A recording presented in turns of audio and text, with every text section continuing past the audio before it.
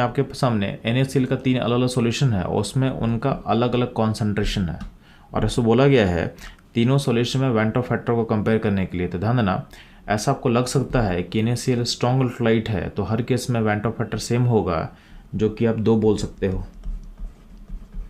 ठीक है, तो आप 2 बोल सकते हो, बट यहीं पे क्या होगा, आप गलत कर सकते हो। क्यों? क्योंकि आपको पता होना चाहिए कि कोई भी आयनिक क्रिस्टल परफेक्टली कभी भी फुल्ली आयनिक नहीं होता है, यानी इसको फुल्ली ब्रेक नहीं कर सकते हो। तो 100% जो आयनाइजेशन होता है एक केस आइडियल केस होता है, जो रियलिटी में पॉसिबल नहीं है।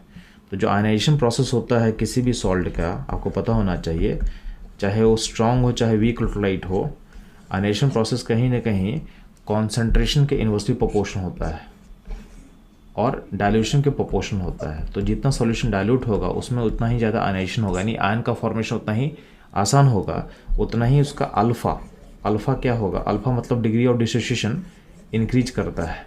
ठीक है, तो आप ध्यान देना, आपके पास 0.1 मोलर सॉल्यूशन है, 0.01 मोलर सॉल्यूशन है, 0.001 मोलर सॉल्यूशन है। तो इन तीनों सॉल्यूशन में सबसे ज़्यादा डाइल्यूट सॉल्यूशन है 0.001 यानी C।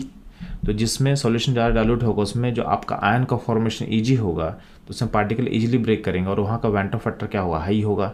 इसका मतलब सबसे हाईएस्ट जो वेंटो फैक्टर होने वाला है वो C का होगा, देन B का होगा, देन आपका A का होगा, यानी ऑप्शन 2 इसके लिए क्या होगा, करेक्ट होगा। ठीक है, तो अच्छा क्वेश्चन था, क्योंकि क्या है इस क्वेश्चन में आप लोग गलती क्या कर सकते हो कि अगर आप लोग हल्का भी अगर फोकस नहीं करोगे तो डायरेक्टली आप ऑप्शन C3 को टिक मार सकते थे, जहाँ पे वेंटो फैक्टर सबका इक्वल है। क्योंकि बहुत सारे जगह हम लोग देखते हैं कि NaCl को हम लोग स्ट्रॉन्ग इलेक्ट्रोलाइट एज्यूम करते हैं और उसका वेंटो फैक्टर डाइल्यूशन से इंडिपेंडेंट बताते हैं, बट एक्चुअल में जो किसी भी सॉल्ट जो भी हम बात करते हैं वो आइडियल केस में ही फुली ब्रेक करता है। इन रियलिटी हर सॉल्ट का जो आयनाइजेशन है कभी भी 100% नहीं होता है।